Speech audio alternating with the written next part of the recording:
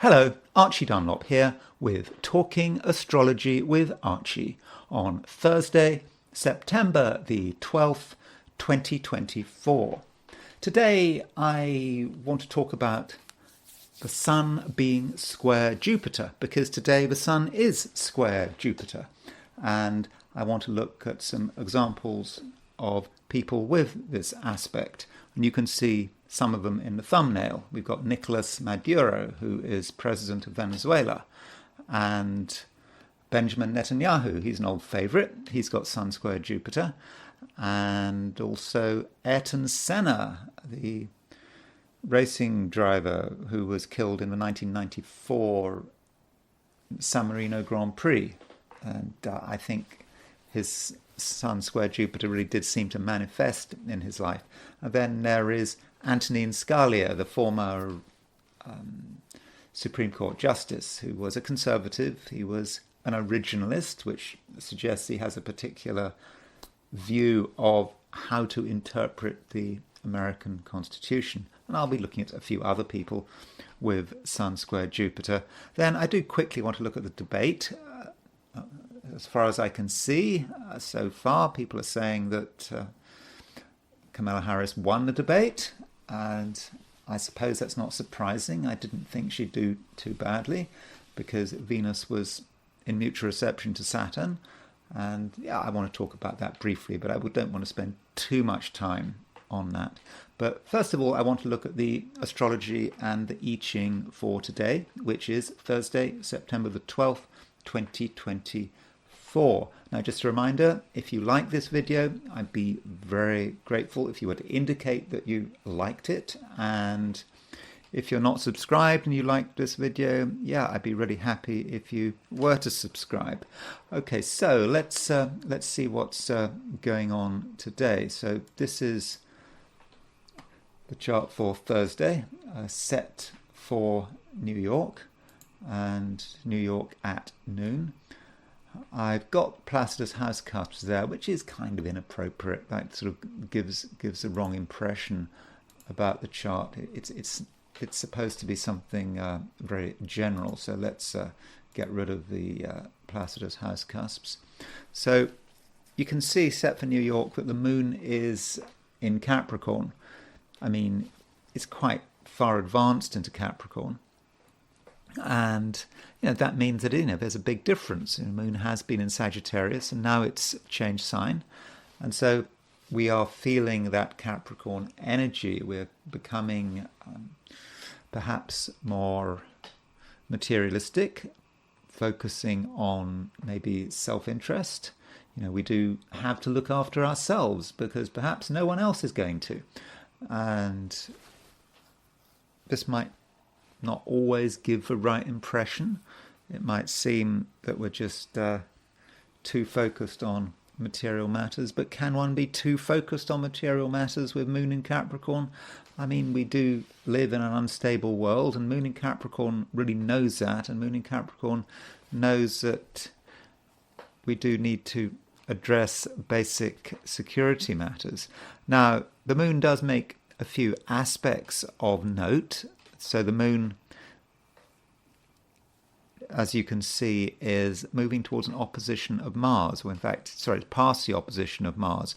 I mean, moon opposition Mars, moon in Capricorn opposition Mars in Cancer is possibly the main theme about today. And it's quite a strong opposition, actually, because, the moon is in Mars's exaltation, because Mars is exalted in Capricorn, and Mars is in Jupiter's sign. So that opposition gives us quite a lot of power in a sense, but it's so easy for it to get out of hand. Moon opposition Mars can be about someone who is quite snappy, who's quick to take offence. And so if you're dealing with people who have a history of taking offence, then maybe you should be a little bit cautious, sort of tiptoe gingerly around them. On the other hand, what if you take offence? What if you're quick to take offence, perhaps over particular issues? Well, maybe you need to sort of hold back a little. You don't have to necessarily tell someone how angry you feel just because you are angry. And sometimes it's best to just let things play out. Though I understand that, sometimes you have to show your anger. There is no choice. So that's probably the main lunar aspect. And the moon does go on to make a trine to Mercury. So there's the moon Mercury trine. That is a nice aspect. And so what happens is, the moon makes an opposition to Mars, then it straight away makes a trine to Mercury. So moon Mercury trine, it is communicative, and it's quite sensible, actually. It's quite down to earth. So, we can talk about the things that matter, and we can focus on the things that matter, and we're perhaps unlikely to be distracted. And this is a reminder that Mercury is actually making a sextile to Mars. So actually, that Mercury sextile Mars is probably the main one. Well, there are two big aspects, or relatively big aspects today. And one of them is Mercury sextile Mars, and that is about being able to express ourselves in quite a dynamic way. We're certainly able to get our message across with a certain amount of vigor, and we're able to defend ourselves. And maybe that's how moon opposition Mars trine Mercury is actually working. Perhaps we need to see this as a whole configuration. And I think that you can see this as certainly being able to defend ourselves, and perhaps also being able to work out a way to get round a confrontation. So moon opposition Mars might be a confrontation, but Mercury might be the solution to the confrontation. And Mercury is about talking, about being sensible, and it's about being down to earth. But there is still a danger of exaggeration. Exaggeration comes in the form of Sun square Jupiter. Sun is exactly square Jupiter. And so with Sun square Jupiter, there's just this certain danger that we take things too far. There's Sun in Virgo trying to organize things, but Jupiter wants to go further. It's nice to go a little bit further, but to go the whole way further, well, we could take things too far. And that means that all of us should perhaps try to moderate ourselves and sort of moderate some of our excesses. Now, one thing about Mercury, I talked about it yesterday, but it's just a reminder. Mercury is at 5/12 Virgo, so Mercury is just past where it was on August the 5th. So that means Mercury really is breaking new ground here. And there is this view, when looking at the whole Mercury retrograde cycle, is that the whole effect of Mercury retrograde isn't actually finished until Mercury is past the point it was when it went retrograde. And of course, Mercury went retrograde on August the 5th, and now it has gone beyond that point. So that is the position of the planets set for New York. Now, I was looking at the comments, and someone said, "Well, what about Australia? What would the positions of the planets be like in terms of Australia?" And so, I was thinking it's not such a big deal in these videos to just show the positions for Thursday, not set for New York, but set for, say, Sydney, Australia. And I don't know whether I'll continue doing this, but it just might be a good idea, because I do understand that a lot of people do watch this video from Australia and New Zealand, and so perhaps I should I should look at an alternative view. So here's the positions of the planets for noon, September the 12th, but set for Sydney, Australia. And you can actually see that in some respects there is a big difference. So just remind you of the difference. So set for noon in New York, there's the moon at 7 Capricorn. It's very much a Capricorn day if you're in Europe or in the Americas.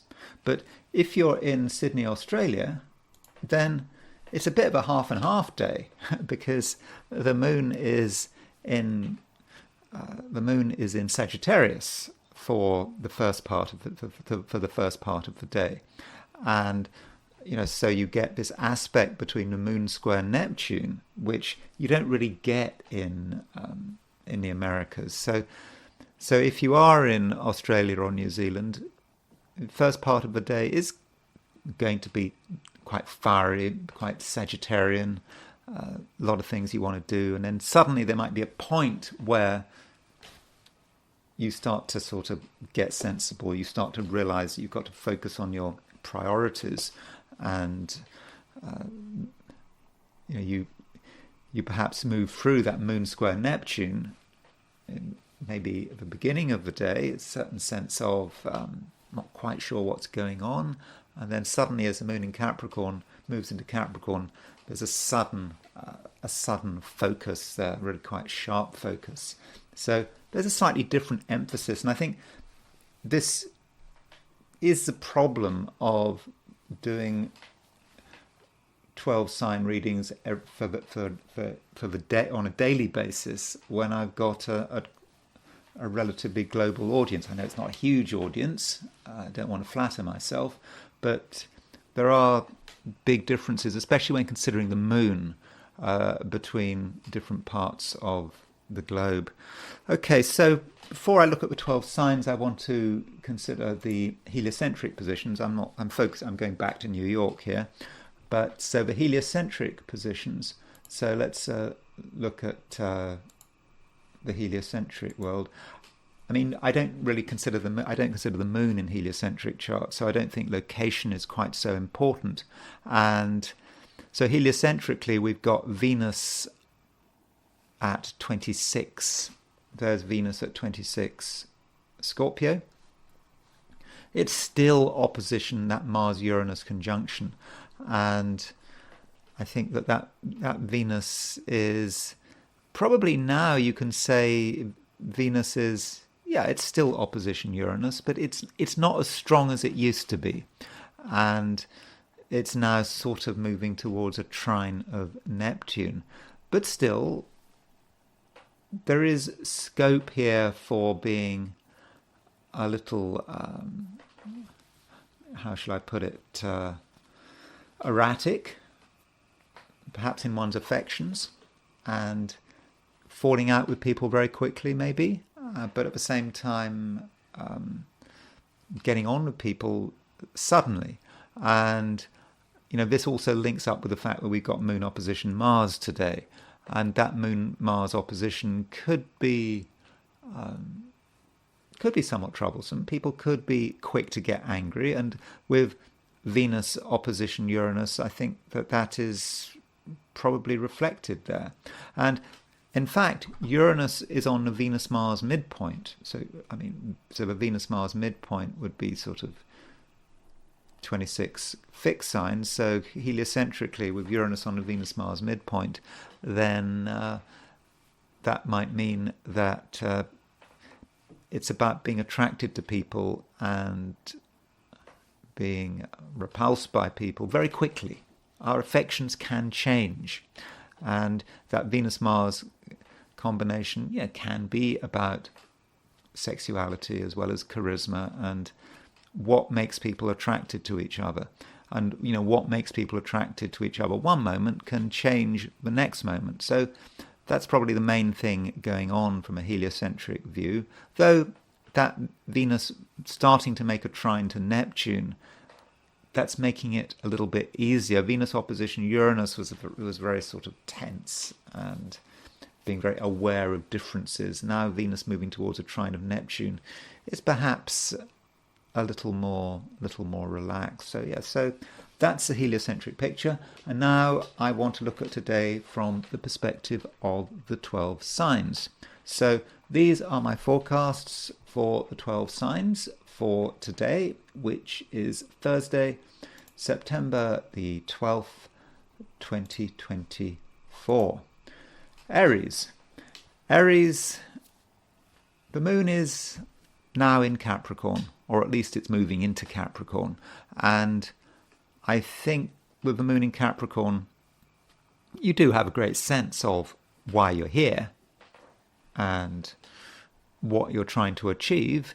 You understand that you can't just accept that things will just work out of their own accord, all by themselves, that you're actually going to have to do something, and that you're going to have to show a little bit of dynamism, but also focus. Focus really is important. And I think in many cases you're going to be perhaps more focused on material things than usual. It does matter. Money, status, even power might matter. And it's just going to be important that you make the right impression. Now, the thing is that yes, the moon is in Capricorn, but the moon is also opposition Mars. And Mars is your ruler, and Mars is in Cancer. And it seems that in many cases you may be a little too set in your ways. I know we don't normally say that about an Aries, because Aries is quite a dynamic sign, but Mars is in Cancer. And so with Mars in Cancer, you're probably quite clear about what you like and what you don't like. And there may be things that you're holding on to quite tightly. Maybe it's the past. Maybe you're hoarding power, hoarding memories, and you're holding on to it all. But there is a challenge there.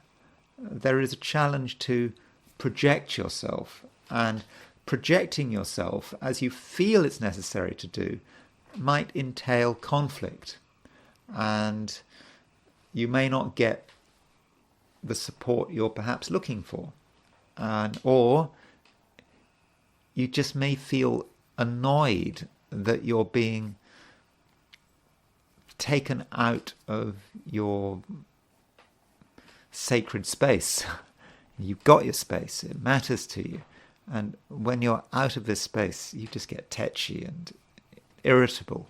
And when you're perhaps far away from home, when you're in an environment that you don't fully understand, then that's a situation where you could get annoyed. And I think you perhaps have to ask yourself why you might be getting annoyed. And you may be getting annoyed because you perhaps lack security. If you feel that just security isn't there, or it's not on your terms. And so that moon opposition Mars does have to be managed. And so consider how your moods change, how your tempers change, how your temperament changes. And do also really consider the psychological dimension. You might like to think that you're a dynamic player, that psychological factors don't make any difference, but of course they do make a difference. And so Aries, just do be aware, and also just understand that if you want to achieve your ambitions, you are going to need to be you can't be too angry. You can't find people too annoying, and so you've got to make the most of the planetary energies. And one planetary energy that you might want to consider is the fact that Mercury is sextile Mars. So sextiles are a fortunate aspect, and a sextile is perhaps the way out. So there could be things that make you annoyed, you don't like the way they are.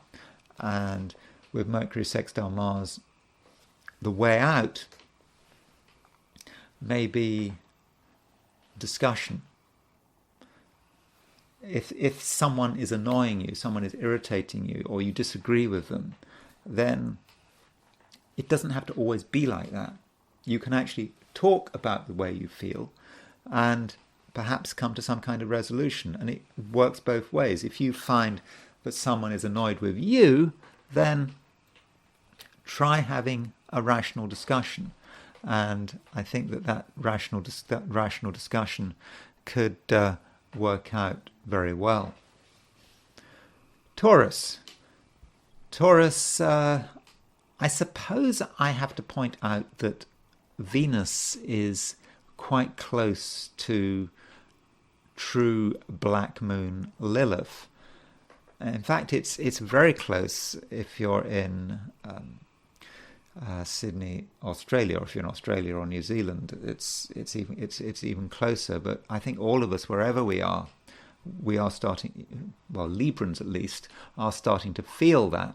So that might mean that you can see that things are not always straightforward, and I think that you can see perhaps the unpleasantness of the world around you, and you may actually get insights into what is actually making it unpleasant. I mean, unpleasantness can come from many sources. It may be that people are being unreasonable, they're holding on to their feelings, they're being overly emotional, they're allowing the past to dictate their actions. And with the moon in Capricorn as well, your moon in Capricorn is about self-interest. And so when you've got Venus conjunct true black moon Lilith, you may actually find that some of your own motivations are not 100% pure. There may be a sense in which there are distortions there, things that have been hidden, and when things get hidden, they start to get a little bit twisted.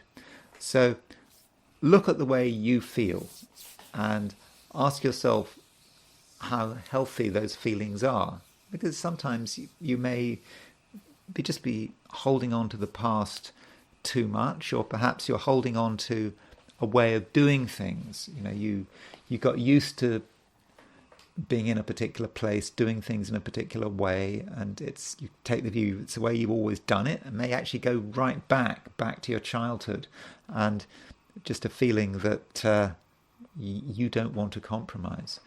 But also consider other people and consider other people's motivations, and their motivations, may not always be entirely pure.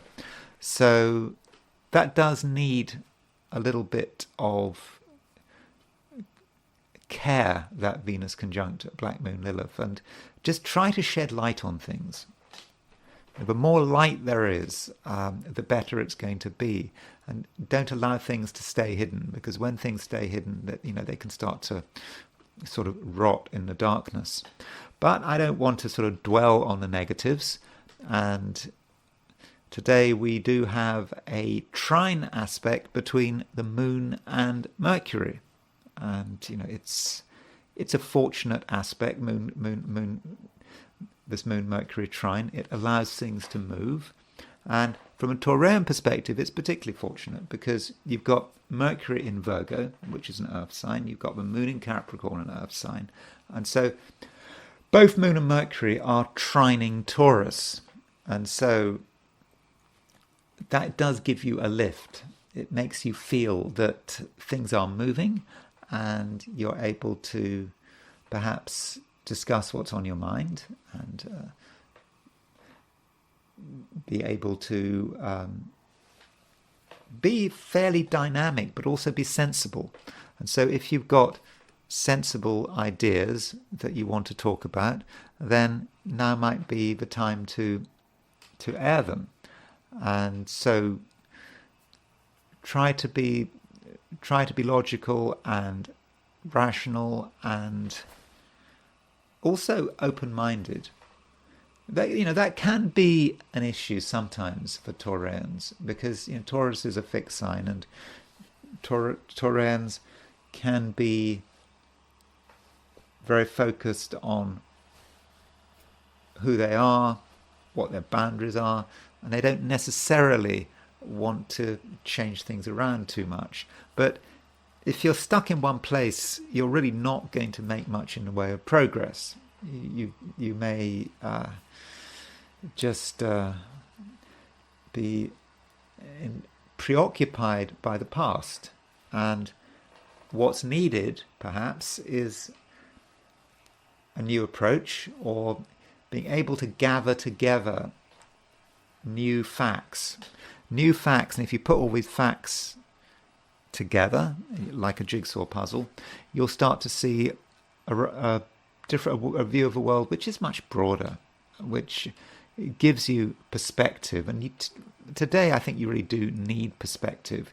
You don't want to dwell on anything for too long, and you don't want to think that one set of beliefs is the only way of viewing the world, or at least the only correct way of viewing the world.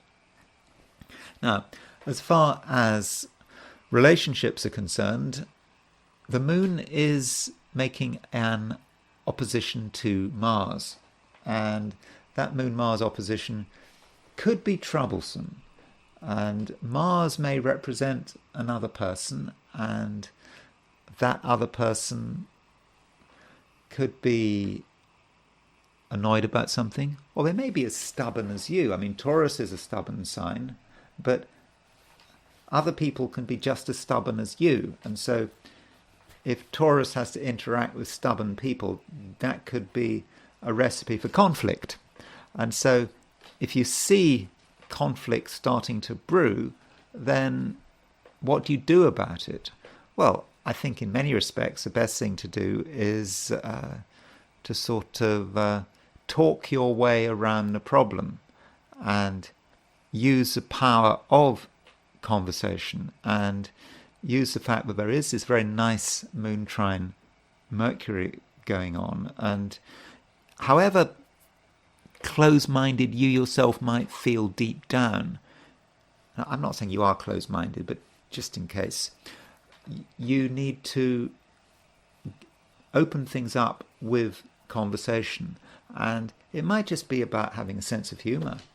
So even if you disagree with someone, perhaps even strongly disagree with someone, doesn't mean, for example, that you can't laugh at the same joke. It doesn't mean to say that you can't enjoy the same things. So perhaps what that Mercury-Mars sextile is doing, because Mercury is sextiling Mars, it's also making a trine to Taurus, and it's also making the moon is obviously making a trine to Mercury. You actually have a way to link in with other people, to make the key connections. And however much you disagree with someone, there's just got to be common ground. And I think that today, Taurus, you really can find that common ground. Gemini. Well, Gemini, I didn't do my forecasts for your sign yesterday, and so I can perhaps say what I wanted to say yesterday. And what I wanted to say yesterday, which still applies today, is that Mercury is moving to where it was at the beginning of August. So Mercury went retrograde at the beginning of August. It went retrograde at around 4 Virgo. So it went retrograde and it went back into Leo. And so while Mercury was retrograde, you might have had to go over old ground. And it's also possible there was something you were engaged with that you had to perhaps give up on, or you had to leave it. It's half finished. But what's happening now is that Mercury is returning to where it was when it went retrograde on August the 5th. And so there is a sense now in which you can return to something which you had given up on, perhaps, or you didn't think it was going to work. So Gemini, try to think back, what was going on early August. Is there something that you need to come back to? Because now I think you can come back to it. You might feel perhaps you didn't have the opportunity, or maybe you didn't have the skills, or the time was wrong, but now things have changed because Mercury is breaking new ground. And also in general, Gemini, the whole Mercury retrograde saga that started on August the 5th is finally over, with Mercury breaking new ground. And I think that you can very, very much start to think about the future and start thinking about bringing everything together. And you are helped today by the fact that the moon is making a trine to Mercury. And moon trine Mercury does allow things to really make sense at an emotional level, actually. I understand that Geminis are not always the most emotional of the 12 signs, but I think that you are at the moment quite in tune with your feelings, and you are, I think, protective of them as well. I think that you understand that some things do need to be kept to yourself, but at the same time, there are other things that need to be discussed, that need to be brought out into the open, and I think that you can do this quite effectively. And that doesn't necessarily mean that you need to be with another person. Not necessarily at all. That's not necessarily the case. No, not at all. You can actually almost talk to yourself, or you can work things out on your own if need be. And of course, it's always nice if you've got another person to work things out with, but are you going to be able to find the right person? You might not, but you can work things out in your own quiet way and really make sense of things. And that's the moon trine Mercury. And this Mercury, which is of course your ruler, is sextile Mars today, and that Mercury Mars sextile, I think, is going to make you dynamic, but dynamic in your own way. Again, you don't have to be in a social situation to be dynamic. In your own world, you can be dynamic. And at the same time, this Mercury sextile Mars, if appropriate, may have a financial dimension. And I think it might be a good idea for Geminis to have a good look at their finances, because Moon is opposition Mars across the finance axis of your chart, and Mercury is also involved. And so if you look at your financial situation, you may perhaps notice that not everything is as it should be, and you may see something that really needs to be reconciled. And it may be that you're annoyed about someone else's behavior or something like that, or there may be even a moment of panic. But with Mercury sextile Mars, there is the opportunity to sort something out very quickly. So if you are worrying about something and you don't get it, you don't understand the solution, with Mercury sextile Mars, it may be one quick phone call can solve everything. Just a little bit of communication. And I think the thing is, I don't think you're going to want to make that phone call. You're not going to want to reach out, talk to another person, sort the matter out. Maybe you want to keep things to yourself, or you feel you don't want to waste someone's time. But it really is worth the effort. So, overall, Gemini, it can be, I think, quite a powerful day, but it's not a day where you have to necessarily use other people. You can work things out on your own, but if there is something that bothers you, particularly of a financial nature, it does seem that your fast action, perhaps by calling someone or perhaps having a quick meeting, can resolve something and just remove a worry. And I think that is would be something to be welcomed. Cancer. The moon is moving into Capricorn. So, when I looked at the day's chart set for Sydney, Australia, of course the moon was moving into Capricorn sort of around lunchtime. But if you're in the Americas or Europe, the moon goes into Capricorn at 3:38 a.m. London time. So I think for most of us, the moon is going to be in Capricorn for pretty much all of the active day, certainly in Europe and America. So with the moon moving into Capricorn, on one level you just feel that you have to look after yourself. That is very much what moon in Capricorn is about. It's about understanding that the only person that's going to look after yourself, and perhaps your family and your loved ones as well, is you yourself. And self-protection is going to matter. But there is always a danger there that you take it a little too far, and that you just become so focused on yourself and your security needs that you maybe forget about other things. And the moon, as it moves through early Capricorn, is making a square with the north and south node, because we've got the north node at around 7 Aries, so at noon New York, the moon is at 7 Capricorn.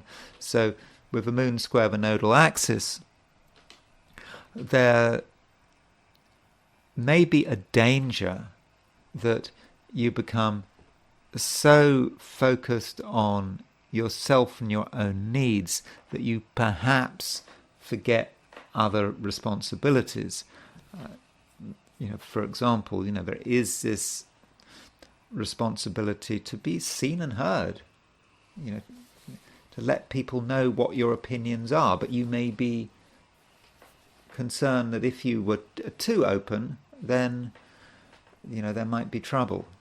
And I think to an extent there is some justification in your caution, because the moon is also making an opposition to Mars, but you perhaps have to just navigate things in the right way. So as far as this moon opposition Mars is concerned, moon in Capricorn, opposition Mars in Cancer, across the main axis of your chart, that is quite a dynamic aspect, that Moon-Mars opposition. And it can make you annoyed. It can actually make you a difficult person to deal with. I hate to say this, but it might make you a little more touchy than usual. And you'll be very aware of your own boundaries. If people cross your boundaries, you might let them know very quickly. Or even if you think they're just approaching your boundaries, you might want to let them know quickly. And I understand that, very often it is the right thing to do, but you don't want a situation where your security system is overly sensitive. An overly sensitive security system is, of course, useless because there'll be false alarms all the time. So you kind of need perhaps to tone down the sensitivity so that the security system is only tripping the alarms when there is a genuine threat. So try to be a little reasonable in that sense. And I'm sure you will be reasonable, but I suppose you just have to just consider that possibility that you might just take things too far. So, what is the resolution to the problem, or if it is indeed a problem? Well, the resolution to the problem might be Mercury. So the moon does make a trine to Mercury. So the moon, having made that opposition to Mars, makes a trine to Mercury. And Mercury is a kind of solution. So when you have a situation where you have two planets in opposition, but you've got a sextile and a trine linking it together. So if you think about it, you've got Mercury sextile Mars, one end of the opposition, and Mercury trine Moon, which is the other end of the opposition. So Mercury is acting as a kind of a key, but not the same kind of key as in a T-square. T-square would be when Mercury was squaring both ends of the opposition, but this is where you've got a sextile and a trine. It's much easier. And this configuration where you've got an opposition and another planet sextiling and trining both planets. It's got a name, I can't remember what it is, but with Mercury in Virgo, it is the key, it is the answer. And it's about what you should do, how you should adopt the problem. And Mercury is asking you to be rational, it's asking you to be logical, and it's asking you to talk the thing through.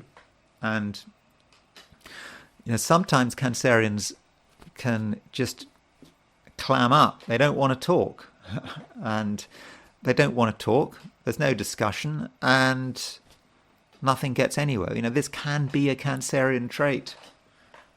I mean, I suppose Cancer is regarded as one of the mute signs, isn't it? Because I suppose the water signs are mute because Cancer is ruled by, is a crab, Scorpio is a scorpion, of course Pisces is a fish, and scorpions, crabs and fish don't make any noise, supposedly. And it is a situation perhaps where you do need to make some noise, but the right kind of noise. Not the noise of anger, but the noise of, I won't say chatter, but at least the noise of discussion. And you can talk things through. And even if you don't want to talk to people or talk to someone, sometimes Cancers do actually say, I'm not going to talk to you anymore. That's my decision. I'm not going to talk to you anymore. That's it. You don't want to get into that situation. So if there's someone who you're on the verge of not wanting to talk to anymore, then now might be the time to talk to them. Even if you don't feel like it, just make the effort. But in general, conversation, Cancer, can really resolve a lot of difficulties. I think that is really the case. So do bear that in mind. Leo, you, in one sense, feel that you like everything to be worked out, and you don't want anything to be too difficult or too complicated, and you want to know where everything is going, and you don't really want to have to work it out for yourself. I mean, that's how you'd like it. You want a simple day, I think. But the question is, are you actually going to get a simple day?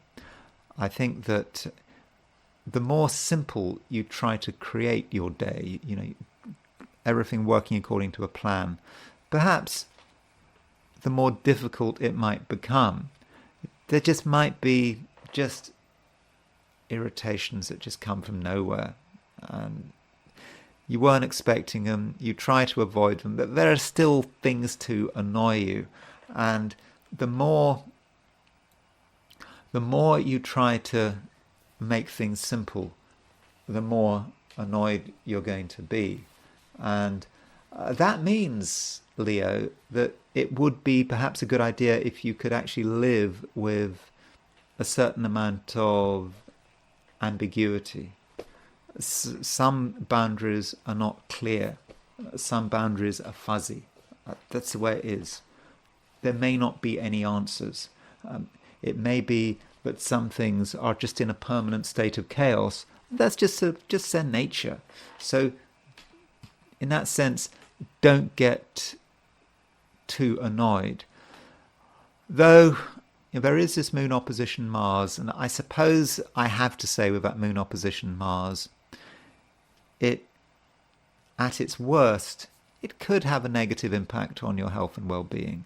And almost certainly won't, but moon opposition Mars could be about overdoing something or getting so annoyed about something that you you irritate yourself, certainly you irritate your peace of mind, and that might have an impact on your physical health. And I suppose in terms of what you are doing, if you're trying too hard to, I don't know, clean something, for example, cleaning an organization, and particularly on a physical level, could really take it out of you. So could really exhaust you.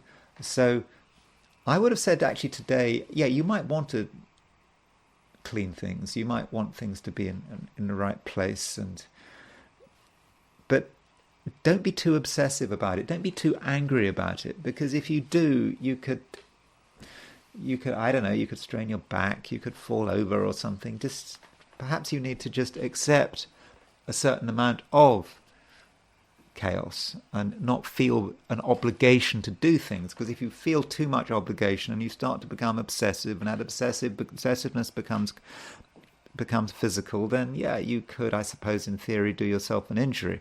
So that's one side of what's going on today, and I don't think you're helped by the fact that the Sun is making a square to Jupiter, and of course the Sun is your ruler, and with Sun square Jupiter, we do get a sense of excessiveness, of taking things too far, and that is really not something that we want to do. So don't push it. And perhaps also you should avoid people and things which in the past have annoyed you, because if they've annoyed you in the past, they're going to annoy you again, and you might be actually particularly annoyed by some people's attitude to money. Money might not be important at the moment, but if it is, the way people are treating money, the way people are talking about money, people's financial suggestions, you could find that irritating. So perhaps you should steer clear of financial issues, or at least people who have strong financial opinions. They may be right or may be wrong, but probably you can worry about that on a different day. But having said all that, I think that you are able to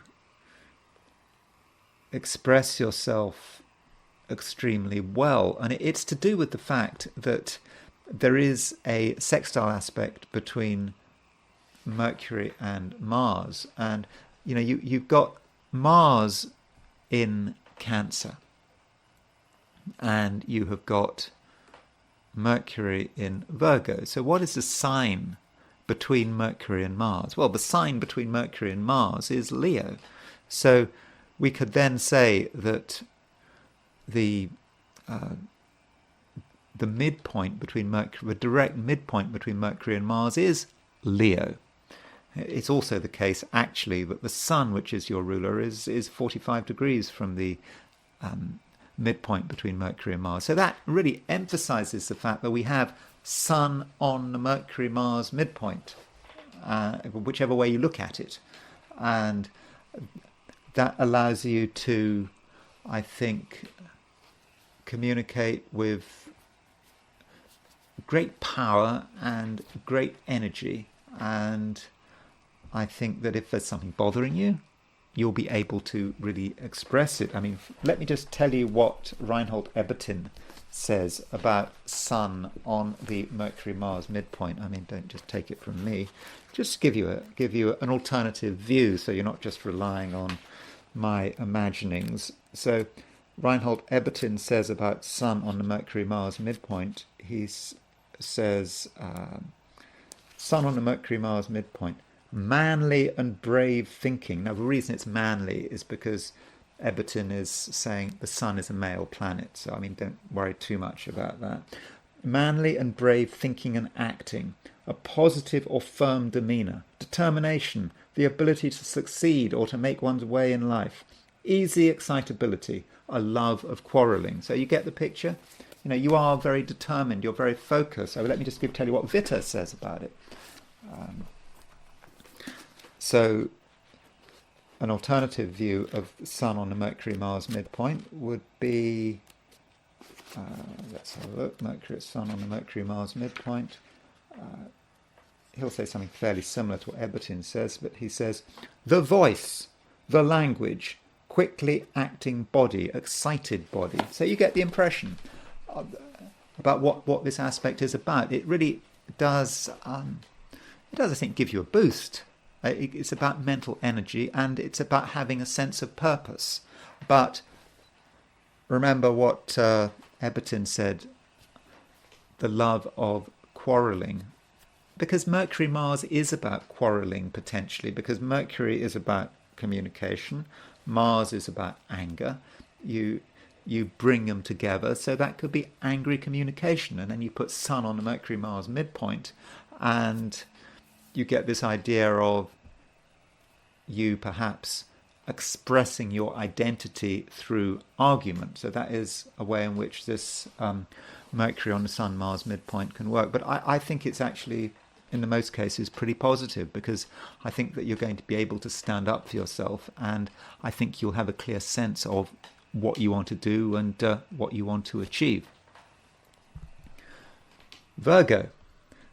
So just a reminder, Virgo, that Mercury is now covering new ground. I was going to say this yesterday, but if you remember yesterday, I didn't say anything because I had technical problems.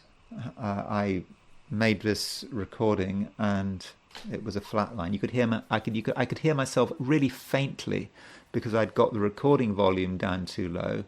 Then I tried to increase the volume, but that just made the whole thing garbled. So that's why there was no forecast for Virgo or any other sign yesterday. But I suppose I have to make up for it. And what I was going to say yesterday, in fact, what I did say yesterday, but you never heard it, was that Mercury is now covering new ground. And Mercury is your ruler. And Mercury went retrograde on August the 5th, and it went retrograde at 4 Virgo, and it went back into Leo. Then it went direct at the end of August, and finally, well, in fact, yesterday, Mercury started to cover new ground. It moved to where it was when it went retrograde, and that might be how you feel. But there were things to sort out since the beginning of August. There were things that you were trying to get together, but you didn't get them together. There were distractions, and it may all have felt rather unsatisfactory. But the whole retrograde movement is now finally over, with Mercury covering new ground. And so perhaps you can start to pick up on things that you abandoned over a month ago. So, think back. What were you doing in early August? Look at your diary, if you've got a diary, and bring these things back into action. And in general, Virgo, you are in a position where you can move forward with intelligence. Particularly now, because the moon is making a trine to Virgo. Sorry, moon is making a trine to Mercury, and that trine is really allowing you to tell yourself what you want, and to do it in a very easy way, and also telling other people what you want. But you're going to be very sort of easy about it, I think. You can understand other people. You can understand how to deliver a message. And you're going to be helped by the fact that Mercury is sextile Mars. That Mercury sextile Mars is a very dynamic aspect. It gives you a clear sense of purpose, and no one can doubt that you're serious and that there are things that you want. Okay, they could doubt them if you don't take yourself seriously, if you refuse to take advantage of the opportunities around you. I suppose if you're lazy, okay, that is possible, but I don't think that's going to be the case.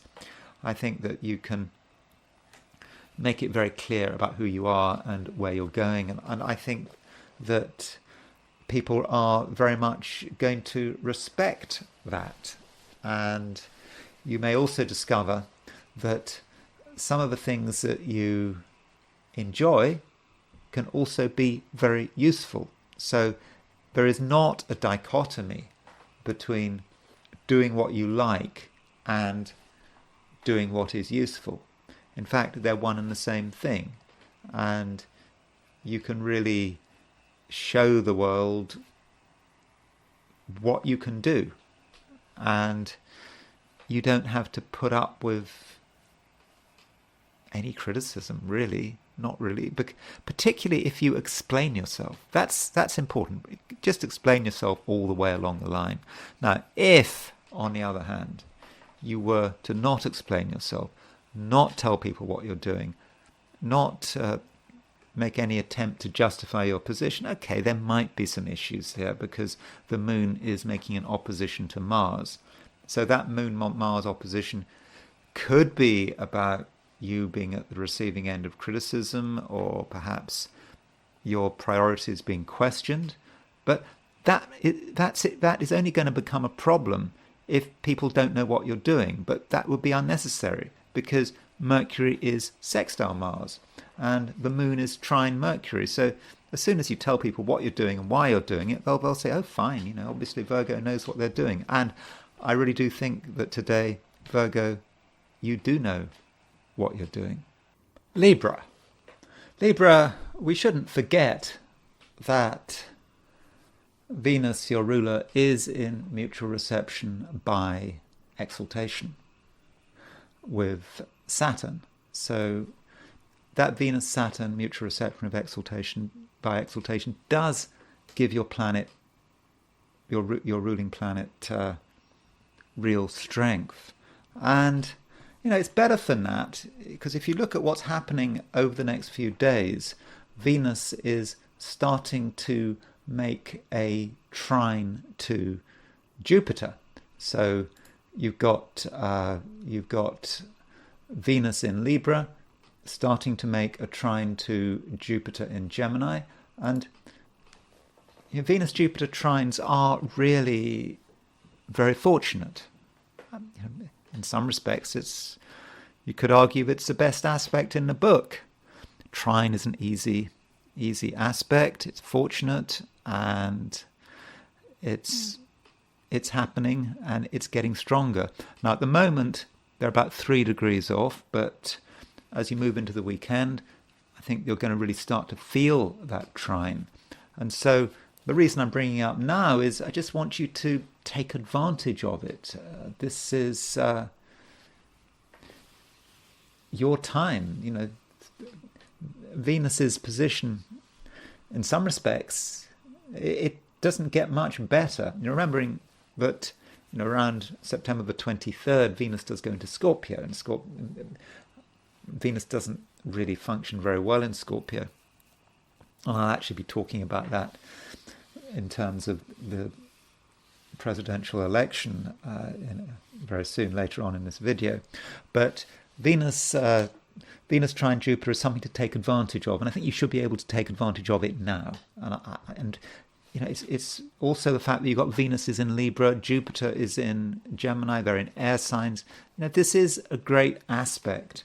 And so, Libra, try to make the most of everything and don't trip yourself up. I mean, you could trip yourself up. That is possible.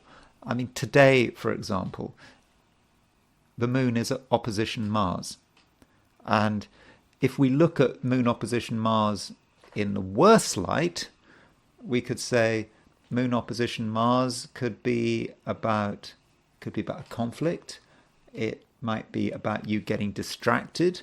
So Mars in Cancer might represent your ambitions, but something is undermining you. That is possible. Or, you could get distracted. Or you might feel perhaps that your security and your family are all issues. Maybe your family are going to be disruptive. That is possible. Or it may be that your ideas about security are being disrupted by pressure from the outside. And that is certainly possible. But there are ways around this.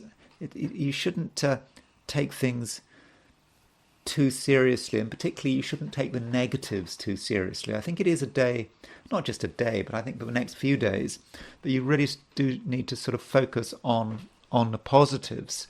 So that's what I would encourage you to do. And if you feel comfortable somewhere and you're feeling happy and content, then I suppose you don't have to change anything. There may be pressure to change things, and as soon as pressure starts, you might feel that you have to deal with the pressure, and it's a real pain, and your happiness has gone down the drain. But actually, pressure can, in the main, be dealt with.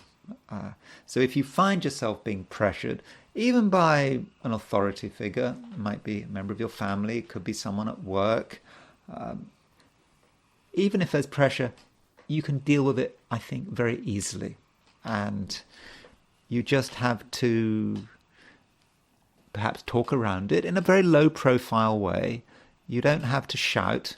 You just have to use a few words and be diplomatic. And I think today you can be very diplomatic, and you can explain why you think a particular approach is the best way, but you don't have to go on and on and on about it. I think that once you try to talk, once you start talking, and once you start explaining, people will believe you, and they will take what you say at face value. So there's no need to go into sort of prolonged explanations, feel that you're getting involved in an argument. It doesn't have to ever come to an argument. So at the same time, you've got Venus trine Jupiter. You are lucky. And as this trine to Jupiter gets stronger, you will become more lucky. So things should just work out. Now, of course, one problem with Venus trine Jupiter can be a bit of laziness. You just think that everything's fine. So just focus on what is fine, focus on your line of least resistance, and it'll be okay. But, don't be complacent, and also see Venus trine Jupiter as being an opportunity, which you can take advantage of. And perhaps now you need to be building yourself up for the next few days, when that Venus trine Jupiter becomes exact, when you can really start to take full advantage of it. So overall, Libra, it actually looks like being a good day and actually a good week, and things are looking good for you. But it may be a little bit of a question of making hay while the sun shines. As I said, Venus does not stay in Libra forever. Venus will eventually move into Scorpio. So now is perhaps a time to really be bringing things together and taking advantage of everything that's on offer. Scorpio, you could be a little bit annoyed today. That is possible. And the reason for that is that the moon is making an opposition to Mars. Of course, Mars is your ruler. And so with moon making an opposition to Mars, things could make you angry. The things people say could make you angry. And you might just feel that you're not fully in control and that you need to assert yourself. But really, I think that would not be necessary. You might feel that you have to respond to things on an emotional level, and that you have to safeguard your own interests, and that's what you have to do. And there may be a certain tendency to assume a conflict, but Mercury does make a sextile to Mars, and I think that Mercury sextile Mars, if you like, is the way out, because Mercury it's about talking, it's about thinking, it's about being logical. And so with Mercury sextile Mars, you can take a situation which you're not comfortable with and you can resolve it. And you can perhaps resolve it firstly in terms of your own mental processes, just thinking it through, working out what needs to be done, being logical, getting more information, perhaps considering the possibility that you've been a little close-minded. And then in terms of other people, you can just be rational, and at the same time I think you're quite capable of being very friendly. And through friendliness, even if you're dealing with people that you don't feel friendly towards at all, just through friendliness you can really resolve the issue. And overall I think that you're able to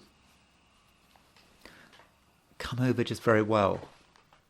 You could come over very well. You could come over very badly if you fall into the trap of getting angry, I suppose. Isn't that one of the 7 deadly sins? Maybe right now, if you have a deadly sin, it is anger. Just getting angry about something, allowing that anger to express itself, and then that spoils everything. And somehow you have to dissolve that anger, any anger you feel, because anger is really not helping you out. And also, you shouldn't feel that you are entirely on your own. You need to be completely self-reliant. What about the people around you? What about your loved ones, partners, and so forth? Maybe they've got quite a lot to offer if you give them a chance. You've got this growing aspect between Venus and Jupiter. So Venus and Jupiter are making a trine aspect, and Venus is a planet in the Scorpio chart that has a lot to do with relationships. And this trine aspect between Venus and Jupiter, it's getting stronger over the next few days, and this might suggest that other people are getting stronger, but stronger in a nice way. They're becoming perhaps more pleasant, more balanced, and just better able to deal with the world and its challenges, but in a very just nice kind of way. So through other people, I think that your life can certainly benefit if you give them a chance. And so that allows you perhaps to sort of dissolve some of those feelings of anger. But I think any feelings of anger, they are connected with the moon opposition Mars. And moon opposition Mars it's a short-lived aspect. I mean, the moon moves fast. And so, by tomorrow, I would have said that moon-Mars aspect will have dissipated, and you'll be dealing with new challenges. So, that's it, Scorpio. Just keep cool. Try to think the best of other people. And really, there's nothing out there that's worth getting angry about. Sagittarius. Today, the Sun is making a square aspect to Jupiter. And that is relevant because, Jupiter's your ruler. And so that might incline you to excessive behavior. You might want to take something too far. You just react too quickly. And I don't think that is necessary, but it still could be your first approach. And, at the same time, you may be quick to see threats, perhaps where no threats exist. And that's not because of the Sun squared Jupiter, but because of the fact that there's a Moon opposition Mars. And so Moon in Capricorn, opposition Mars in Cancer, and that aspect is quite financially orientated. So I don't know if money is important to you at the moment, but there's a possibility that something relating to money is certainly irritating. It may be annoying, and it may actually make you angry. So do consider that, and either be very rational and level-headed when it comes to money, or perhaps financial issues should be left alone, left for another day when things have started to calm down a bit.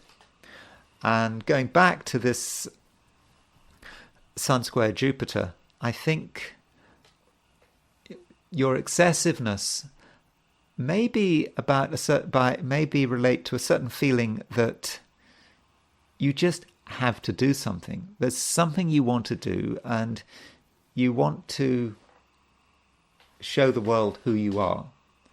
And one reason you might want to show the world who you are is because you may feel that there's a certain competition going on. Who is getting the most attention, and who is in control? And those kind of issues might particularly affect you, especially if you're working today, or if you're involved in some activity with other people where there are past struggles, or at least where there's a potential for past struggles. That could be somewhat irritating, and you may feel that you have to express yourself, and that you may even feel that you have to behave in a somewhat larger than life way. But I do think that would be inappropriate, and there are other ways of dealing with today's challenges. And probably the best way of dealing with today's challenges, there may not be any challenges at all, and doesn't want to see a challenge when none exist, or indeed one doesn't want to create challenges or create self-fulfilling prophecies. But there is this sextile aspect between Mercury and Mars, and this Mercury-Mars sextile may or should allow you to be very clear. You can understand things. Okay, you may not understand them straight away, but if you just pause, stop, think, then you will start to get a perspective. And when you start getting a perspective, you'll be in a position where you can really understand what needs to be done. And you may actually reach the conclusion that actually nothing needs to be done, that everything is fine. And again, if you are in a situation like being at work, or being with other people in a relatively high profile situation, your ability to communicate gently is perhaps what matters. Gently and reasonably, sticking to the facts, but doing it in a sort of a nice kind of way. You don't have to jump to conclusions. And in that way, Sagittarius, I do think that you're going to make good progress, and you're going to be feeling comfortable. And at the same time, the right choice of words can mean everything. In fact, with the right choice of words, you can actually get closer to people. You can tell people what they want to hear. And I suppose it's all about, when dealing with people, considering what interests them, and perhaps what interests you, but what is the common ground between you and another person. And I think at the moment you're going to be very good at finding that common ground. And it's actually a good day for creating new contacts, or perhaps strengthening contacts. And I think that's something you very much can do. So, like with many of the signs, I've gone through the signs, there is always this danger for everyone that things get disrupted, we get too angry, we jump to conclusions, and I think that is to do with the moon opposition Mars. I think all of us are going to be affected, regardless of the sign, by this moon opposition Mars. But I think there is a way around it, and certainly for you, I think you're going to be very good at finding the common ground between you and everyone you meet, and I think that that gives you a social opportunity there. Capricorn. Capricorn, the moon is now in your sign. Okay, if you're in Sydney, Australia, for example, the moon will go into your sign at sort of around lunchtime. So, depends on where you are, but for most of us, the moon is going to be in Capricorn all day. If you're East Asia, Australia, New Zealand, it'll certainly be in Capricorn the last half of the day. And with the moon in Capricorn, you're feeling, I think, a sense of togetherness. You understand who you are, you understand where you're going, and you understand what needs to be done.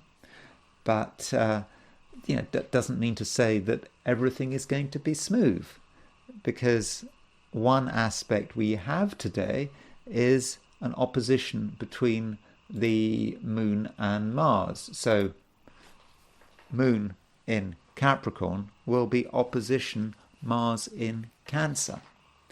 And wherever you are, the moment the moon goes into Capricorn, you're going to start to feel that opposition.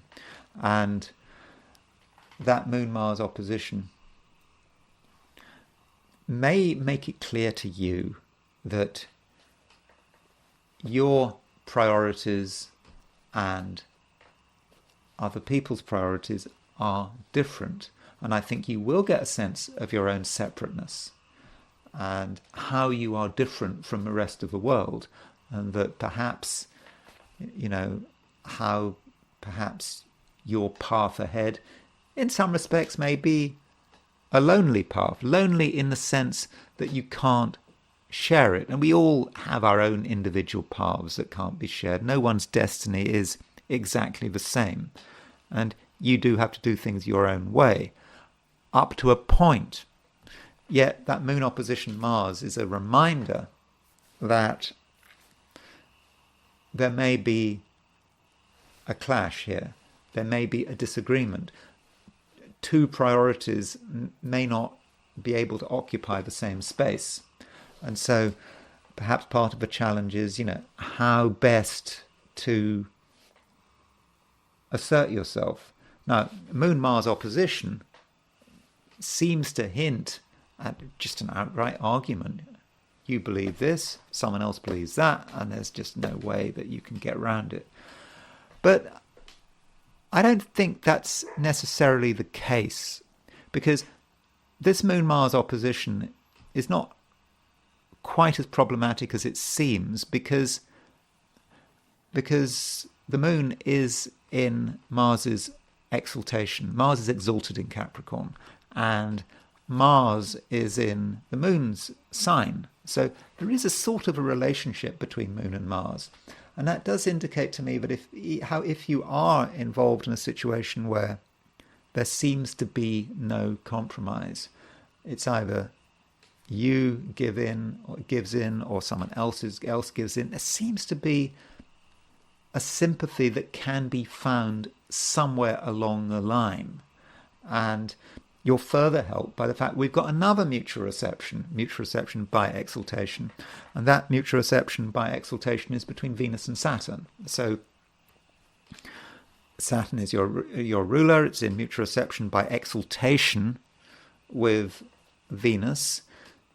And so that actually gives you some very real social skills. You might not feel that you have these social skills, but you actually do have them.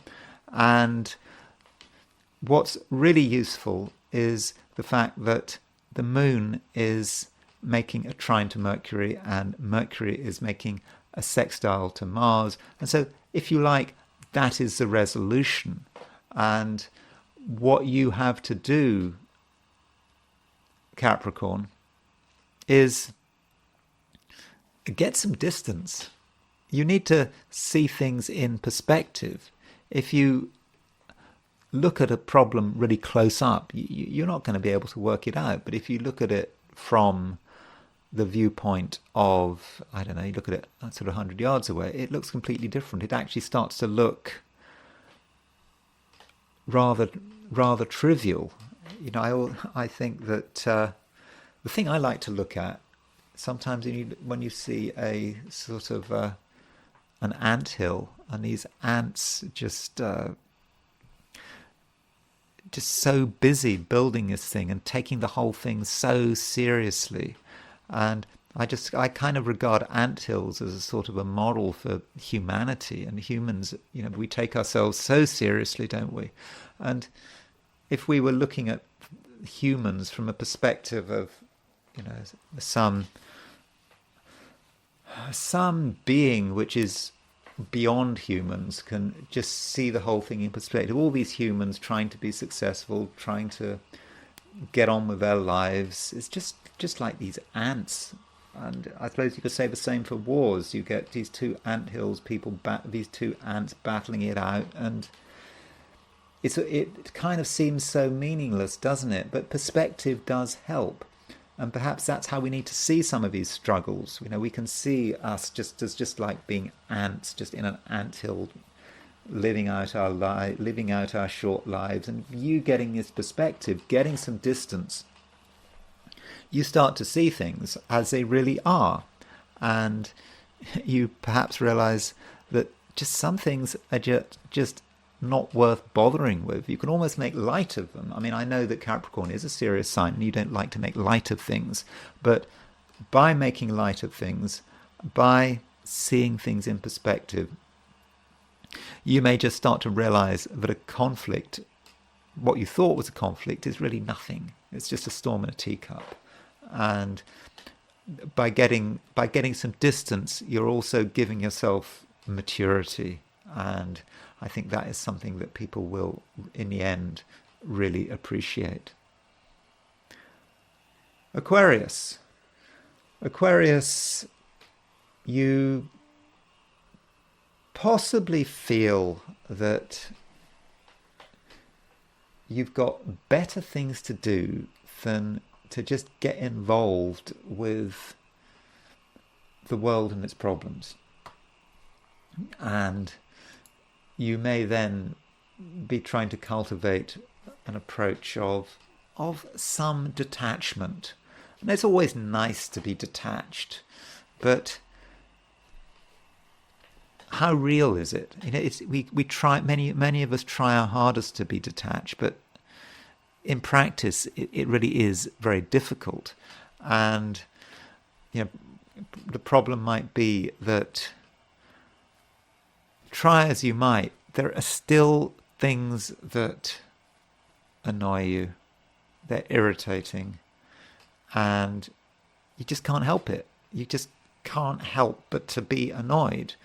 And it may be just the small things that you have to do, that you don't want to do, but you kind of just have to do them. And it's irritating. It may even feel like undermining. You want to be happy and healthy and independent and detached, but still there just could be just annoying things that just happen, that and you don't see the point.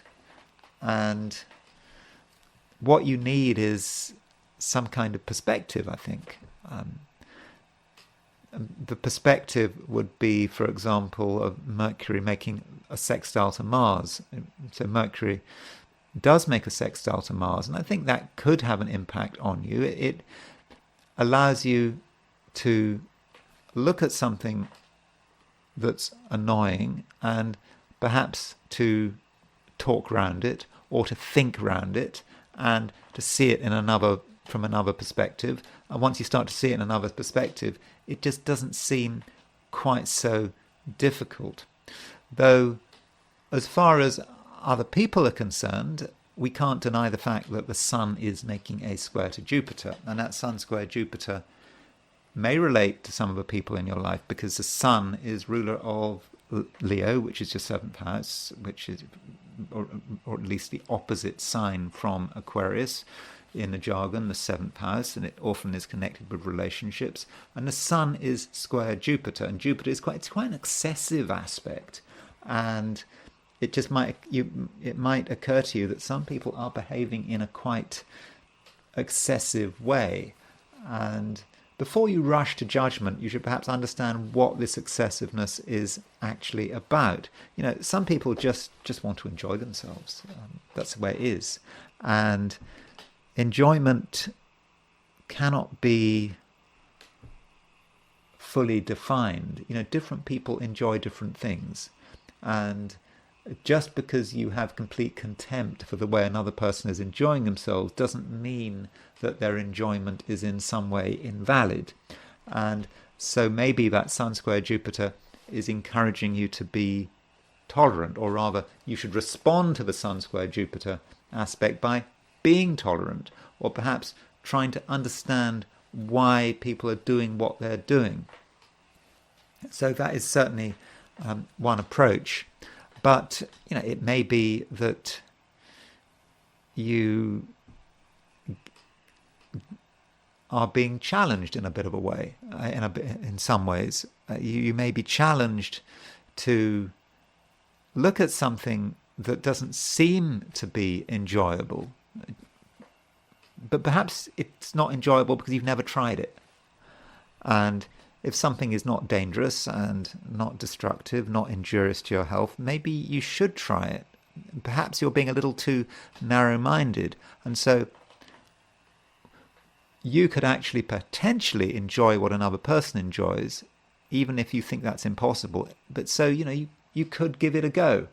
And so it might be a good idea to be a little bit experimental today, and yes, to be open-minded, and you know, certainly not to jump to conclusions. Pisces.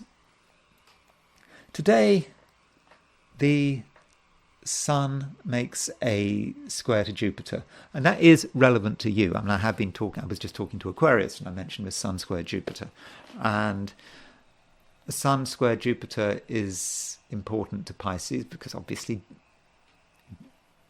Jupiter is your ruler, and Sun square Jupiter is not an entirely fortunate aspect. There is a certain tension there, and with Sun square Jupiter, there may be just annoying influences out there, and you're not going to be especially patient with other people today because of that Sun square Jupiter. In fact, for other reasons as well, because of a moon opposition Mars. I think you will have limited patience, and you may actually overreact to what other people are doing. So someone might be doing something that you don't approve of or you don't like, and you may overreact to it.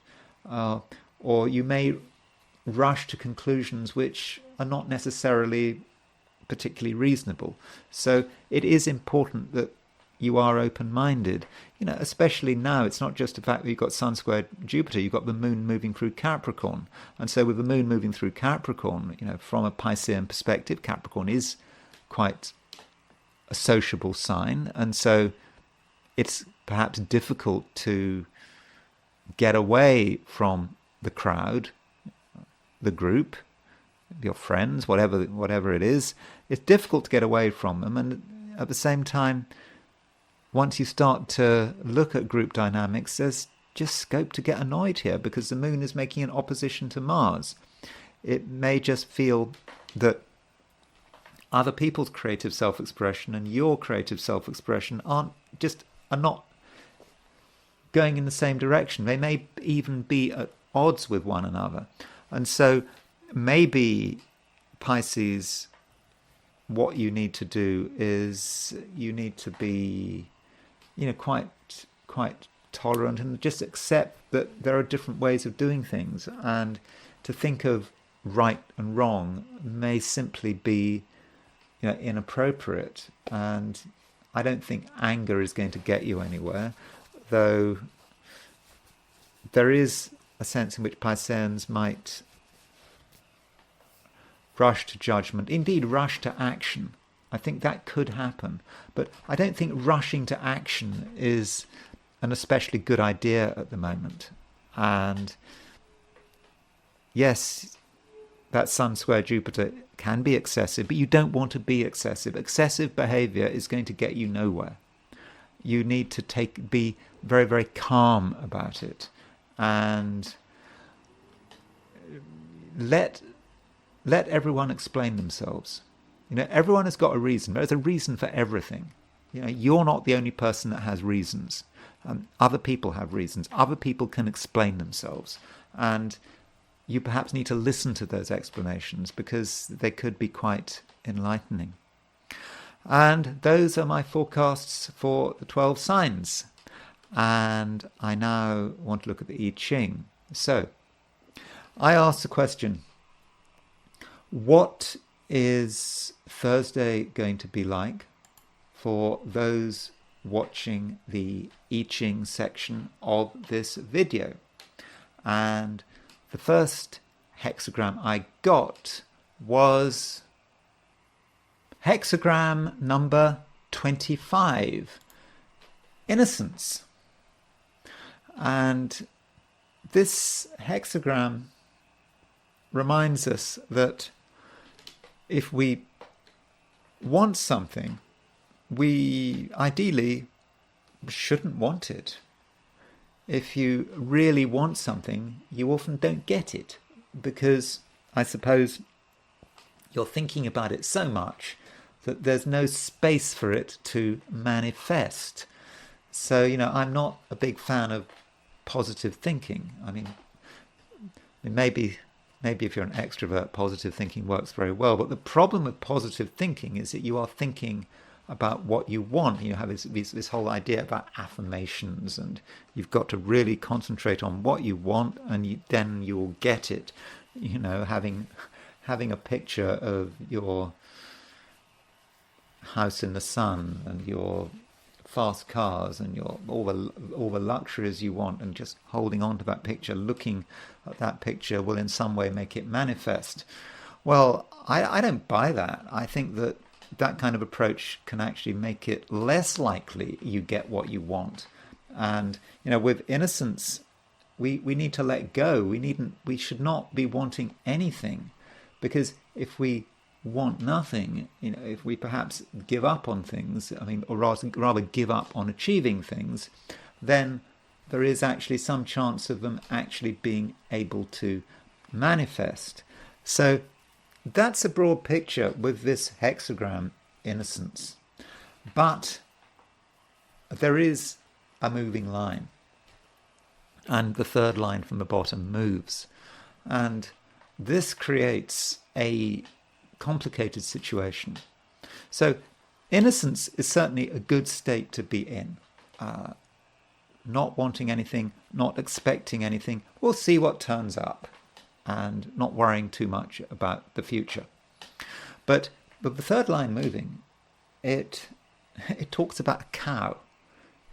You tether a cow to your house. You've got this village, and you take a completely reasonable approach. Everyone trusts each other in this village, and you tether your cow to your house, and it's fine because everyone trusts each other. Everyone is on the same wavelength.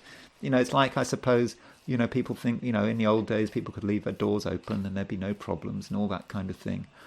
And you do this, and it's actually the right thing to do. It's good to be trusting, yet someone steals your cow. And this indicates losing something through no fault of your own. It's just bad luck, unfortunate, and maybe you could say that it was being too innocent. So you can't take the structures you're in for granted. Don't assume that everything is fine. So, if we want to be very realistic about it, if we want to be not realistic, literal about it, then I would say, in terms of your security in your house, in your property. Do not leave things around. Might seem trivial. You might think no one's going to steal something, but it happens all the time. Certainly, you can see it. See it here. You just get crazy things going on. You on a Sunday evening. A few months ago with the outside sort of a letterbox. On a Sunday evening, someone broke open the letterbox. They broke the lock. There's nothing in it. I mean, why would there be anything on Sunday evening? But that would seem to be insane. But it happened. So today, just be really careful. Be extra careful about losing things or things being taken. And don't assume that you can trust people. So that's perhaps kind of saying the opposite. Don't be too innocent. But there is another view of this third line, which is kind of a little bit disturbing. I mean, it's counterintuitive, and it's at least not what we're told in terms of being sensible. And the advice here would be that we shouldn't plan for the future. We're supposed to plan for the future, aren't we? We're supposed to put money aside. We're supposed to save and all of this kind of stuff. But the message here might be, if you plan for the future, you lose the future. Now, that's not what we're told. That's not supposed to be sensible advice. But maybe it's about thinking too hard about what's going to happen tomorrow. We think we've got it or not. I mean, I don't mean necessarily literally tomorrow. We think too hard about what we need to do, to protect ourselves. And we make a lot of assumptions in the process. And we then find that our own measures to protect ourselves are the very things that trip us up. I mean, I don't know how that's going to work in practice. So do consider that possibility. And it's also saying that if we are accepting of what fate brings us, then we should be okay, but we shouldn't try to second guess fate. And I think that is it. We can't second guess fate. You know how people talk about black swans. So black swan, people say, well, we got to watch out for a black swan event. We've got to start preparing for a black swan event. Well,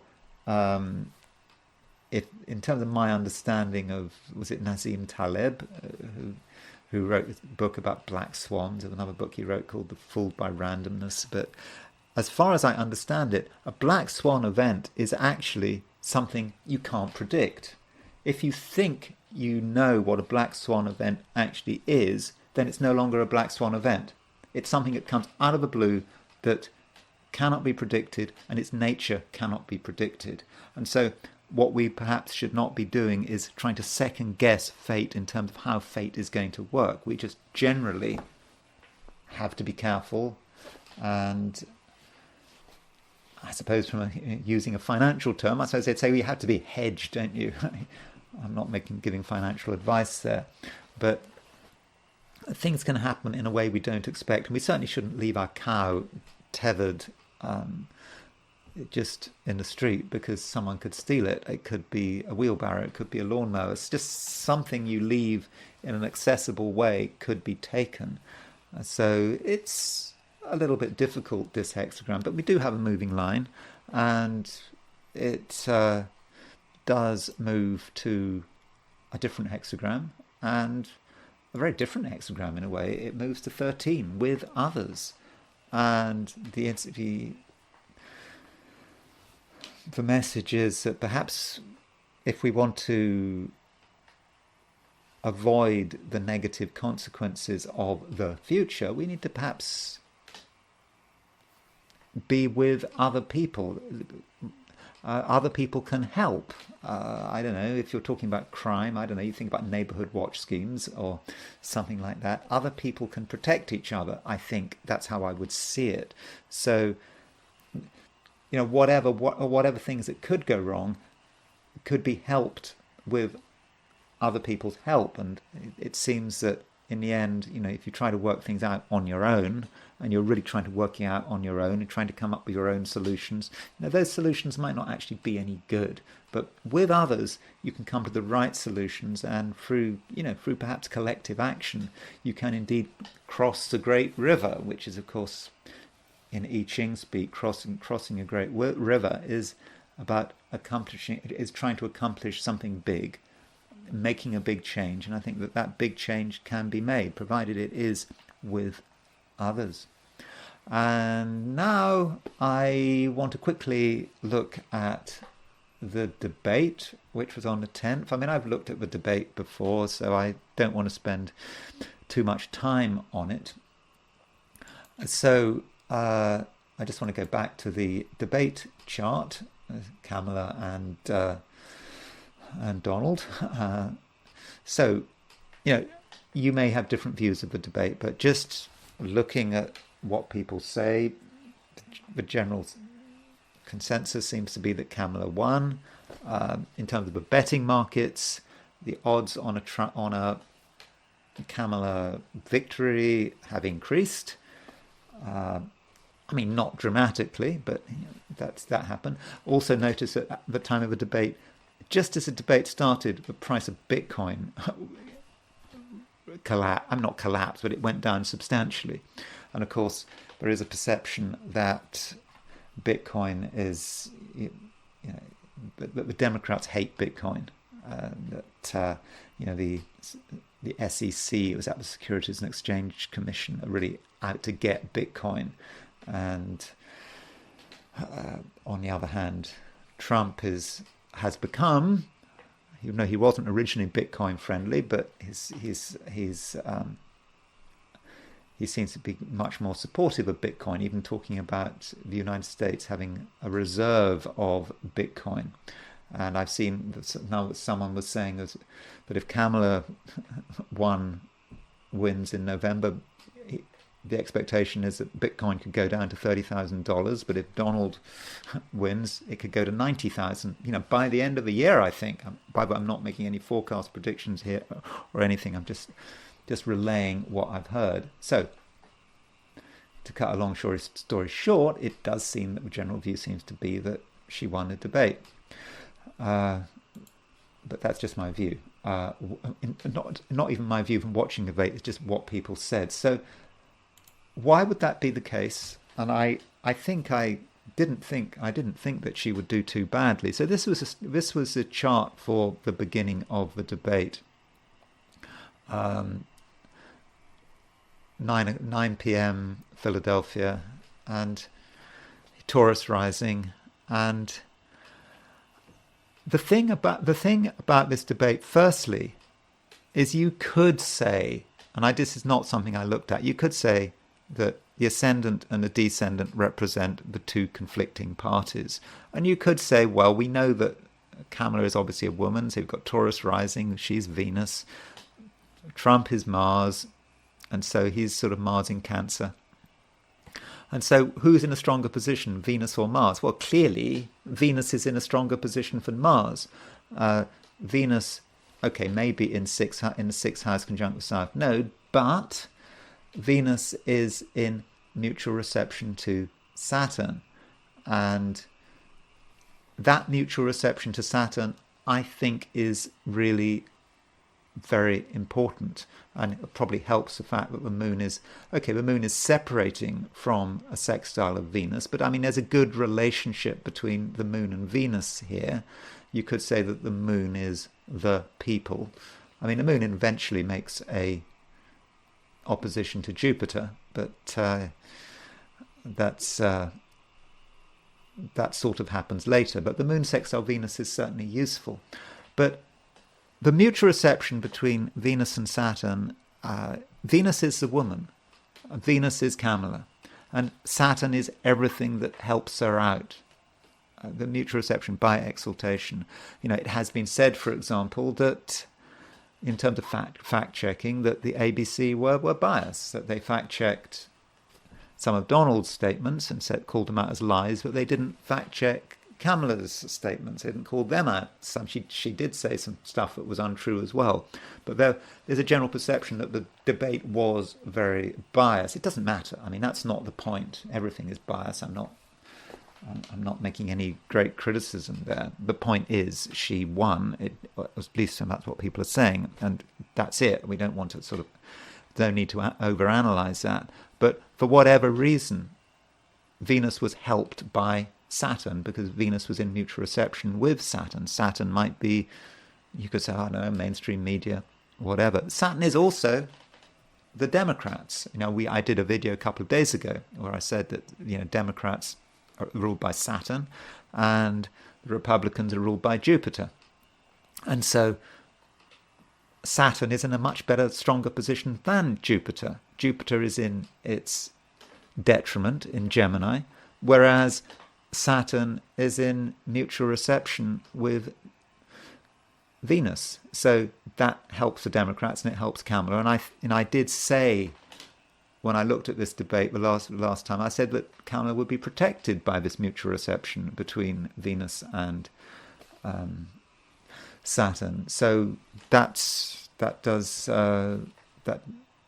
seems to have worked. Now, there was a suggestion. One of the commenters,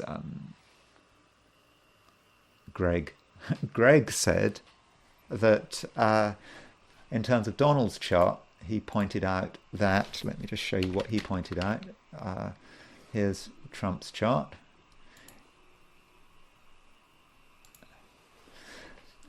So there's Donald Trump's chart. He pointed out that at the time of this debate, let's get Trump's chart. It was all to do with Black Moon Lilith. So if you look at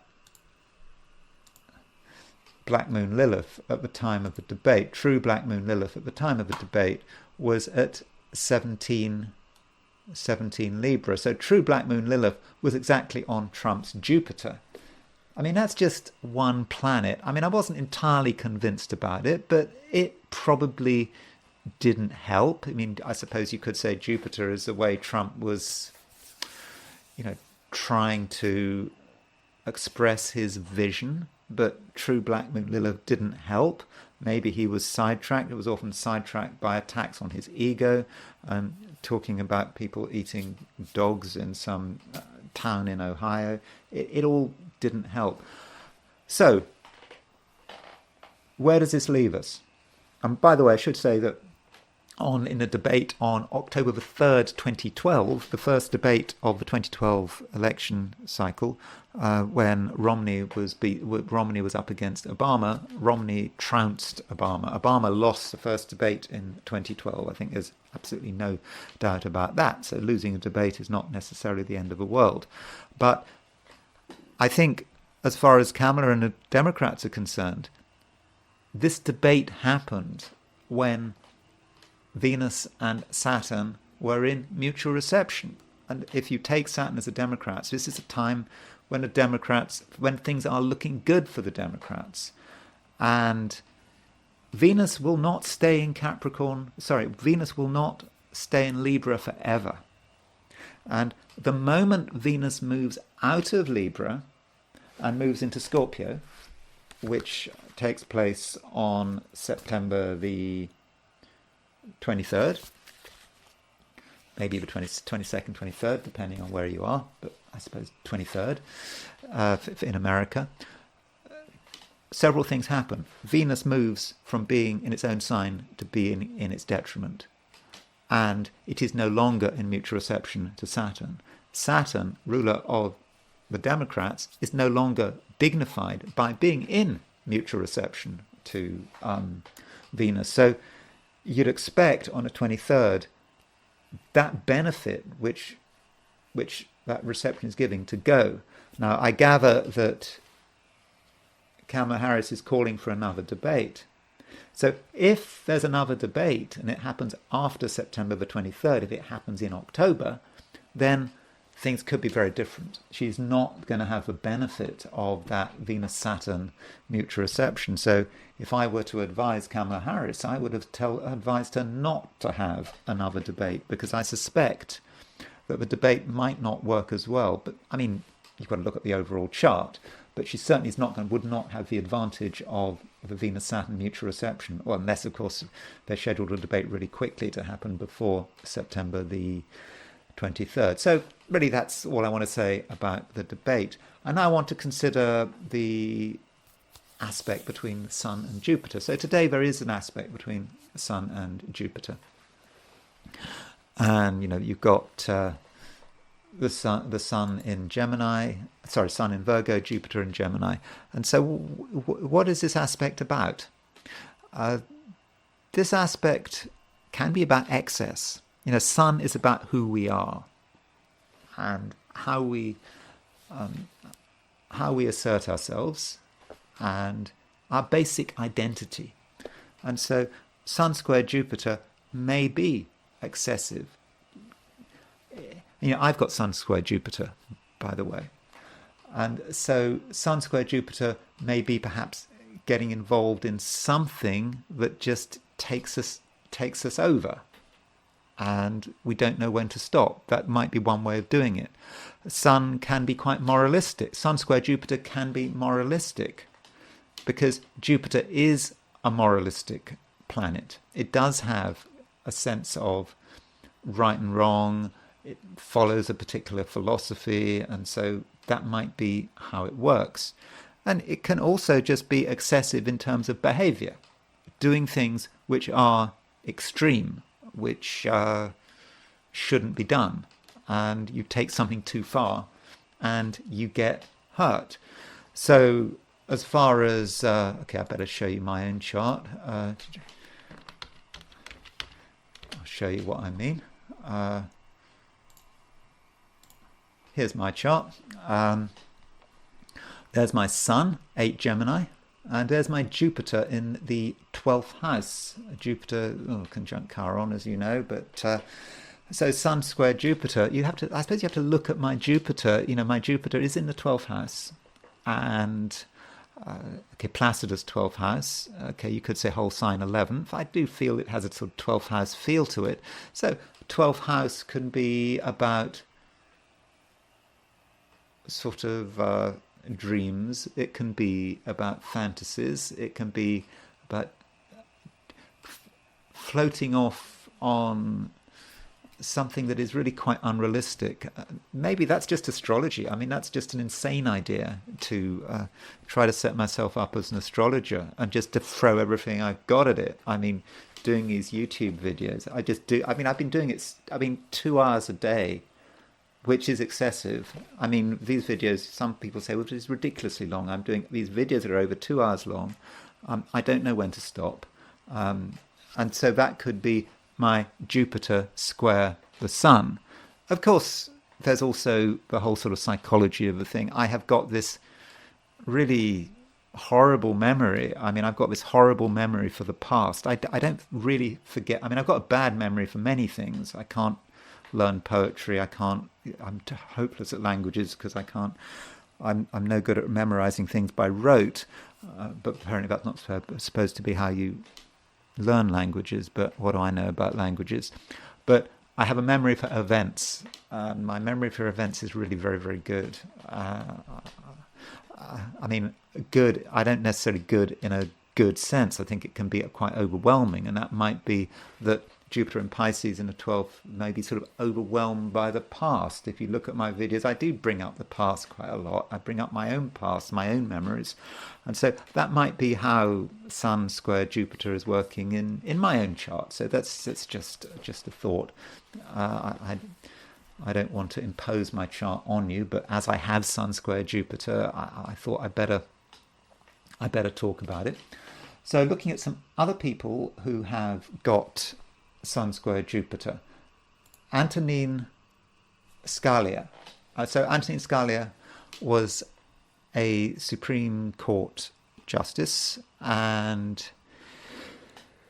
he had very clear views about the law. He was an originalist, and an originalist represents, I think, a sort of a literal view of the Constitution. And maybe, I don't know, what do I know about the American Constitution? And he was a very conservative judge, and I think that I would have said, pretty partisan. I mean, we talk about elections being stolen. I don't know about the 2000 election, but I would have said you could argue that the 2020 election, but you could argue, as some Democrats probably would, that the 2000 election was stolen effectively. The Supreme Court basically swung it in the Republicans' favour. And of course, Antonin Scalia was on the Supreme Court. And he has Sun square Jupiter. So he has a strong Jupiter, and Jupiter in Sagittarius. In fact, Jupiter can be associated with the law. And Jupiter in Sagittarius, all things being equal, could represent the lawyer, although the lawyer it's not connected with the 10th house, but it's also about one's ideas about morality and what is right and wrong. And Jupiter in Sagittarius indeed can have a strong sense of right and wrong. And Sun square Jupiter, Sun in Pisces square Jupiter, the boundaries kind of get a bit frayed, and one wonders how a judge with Sun square Jupiter can actually be objective. I mean, judges are supposed to be objective, but they're not. It works on both sides in America. I think it's not just the Republicans that do it. I mean, you look at the Democrat judges and the Democrat judiciary, how they've been going for Trump. I don't think there's much objectiveness here in the legal system. And I think that Antonin Scalia was not objective, and he helped throw the election the Republicans' way.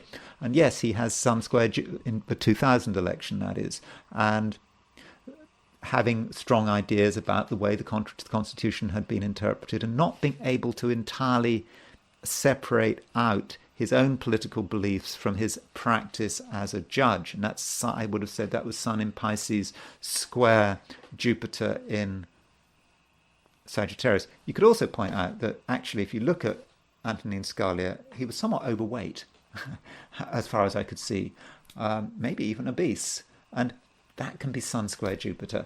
Not for everyone with Sun square Jupiter, but not knowing when to stop.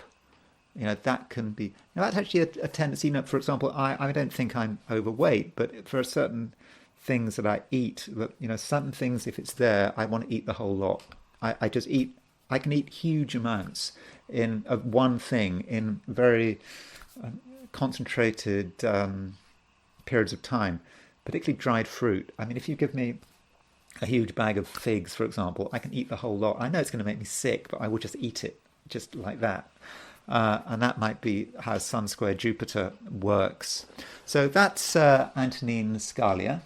So that's one aspect of the way Sun square Jupiter can work. We should also mention Dick Cheney, former vice president. He had Sun square Jupiter. I'm not quite sure how that Sun square Jupiter was working. Clearly he was someone who had strong beliefs, treated as a neocon. Sun in Aquarius, square Jupiter in Taurus. So Jupiter in Taurus, and not just square Jupiter in Taurus, but square Saturn in Taurus as well. So Sun in Aquarius, very much having a view about the way things should be, and Jupiter in Taurus having perhaps a fixed ideology and sticking to that ideology and making sure that that ideology is put out in practice. I suppose you can think in terms of him as a neocon, supporting Gulf War, and getting involved in things which America shouldn't be getting involved with him. Remembering that George Bush Jr. was, in many respects, a weak president, and that there is a view that Dick Cheney was pulling the strings. I mean, I know that there are arguments about that.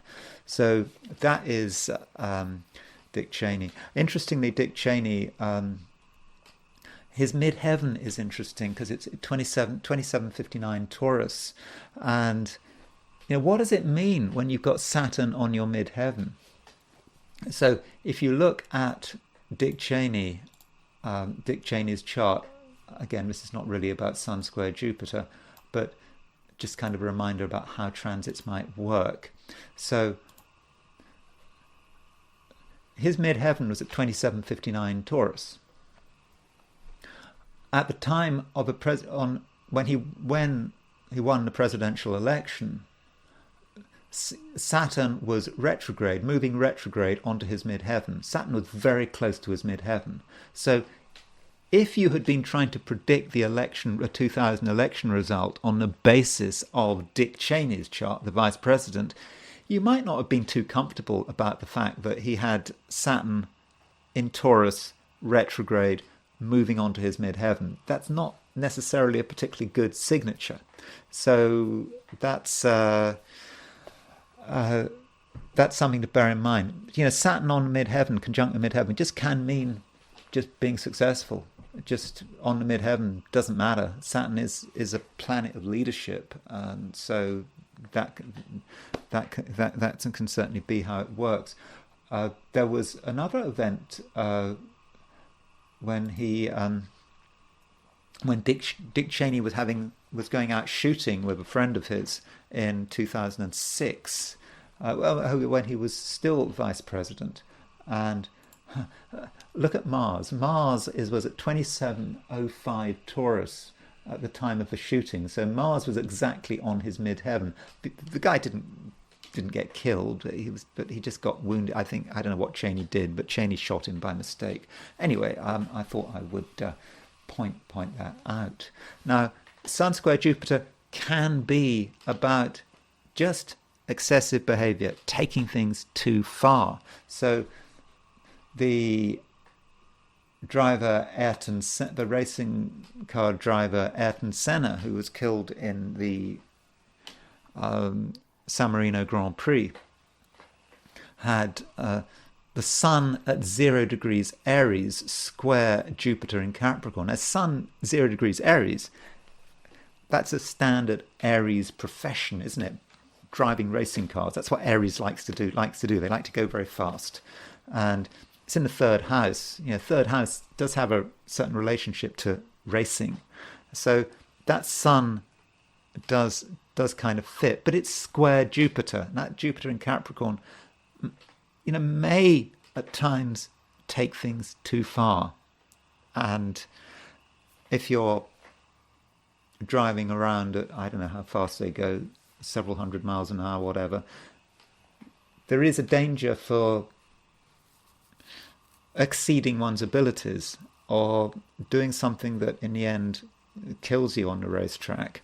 And if you compare his chart with his accident, I think he actually, the accident itself happened in Imola. I don't think he actually died at Imola. I think he died in a hospital in Bologna. So at the time of the accident, see, Ayrton Senna had his midheaven at 8 degrees 15 Scorpio, and Neptune was very close to his midheaven, and there was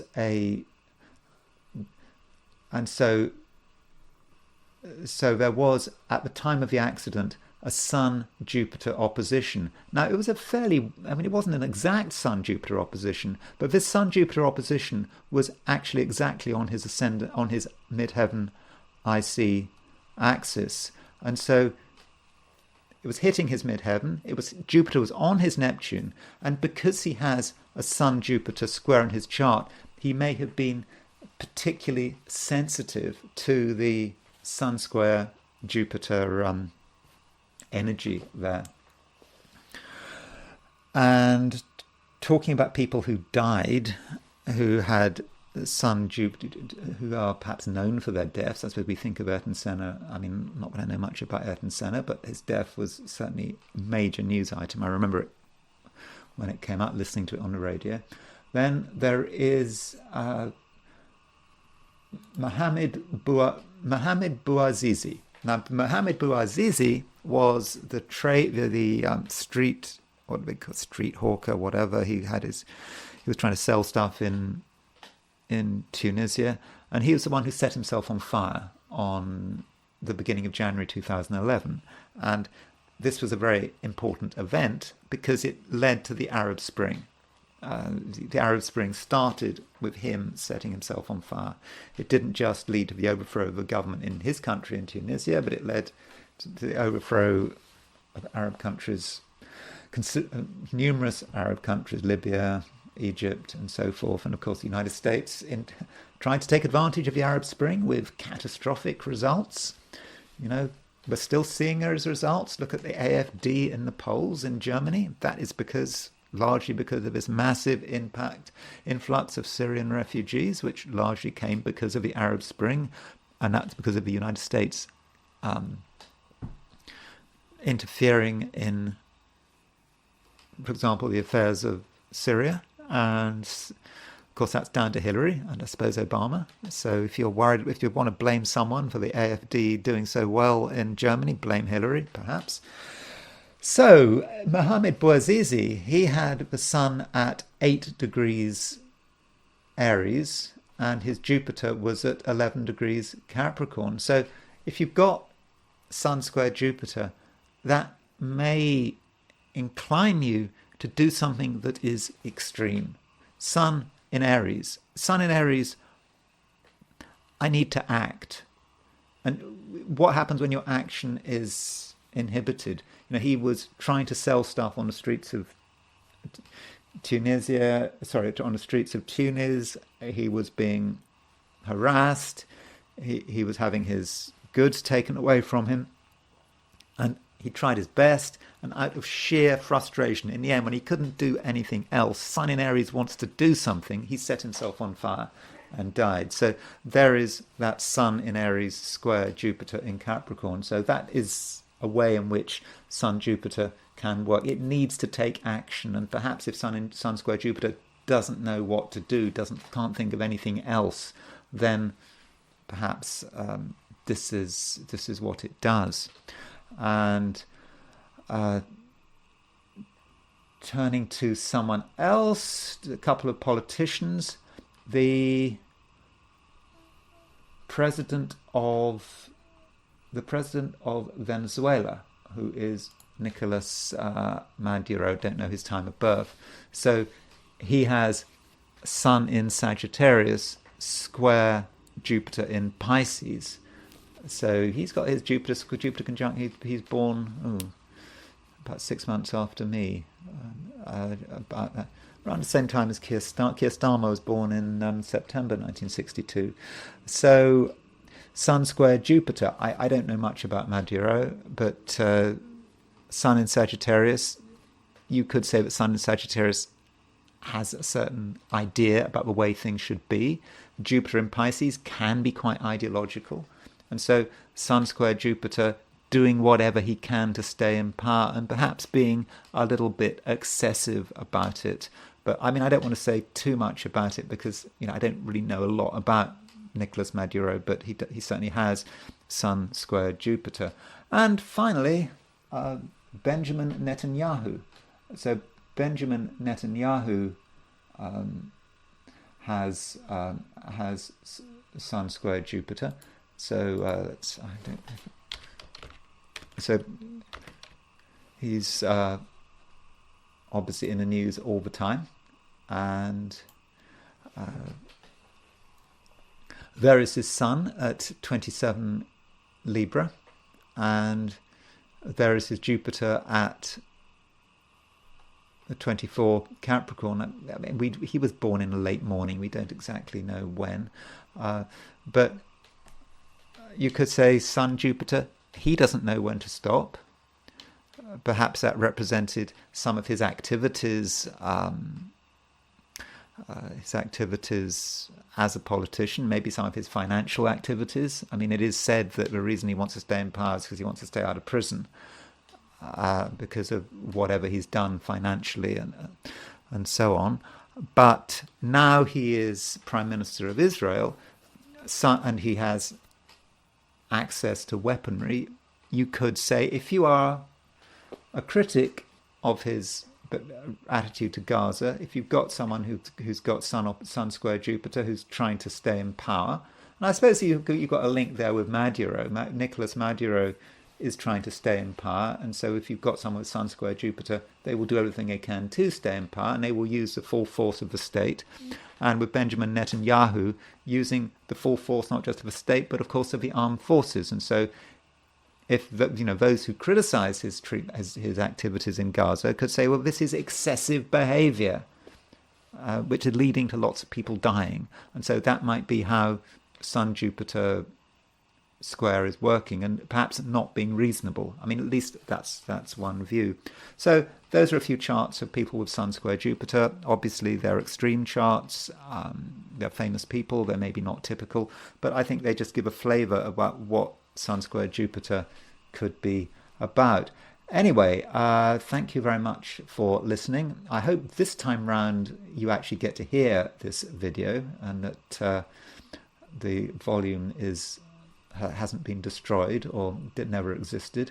So hopefully this will work out this time. And apologies about yesterday when I didn't have any forecasts of a 12 sign. So yeah, so thank you very much for listening. If you enjoyed this video, I'd be very grateful if you were to like it. If you're not subscribed and you enjoyed it, I would of course be super grateful if you were to subscribe. And if you want to buy me a coffee, there is a link in the description. So thanks again for watching, and I will talk to you again tomorrow.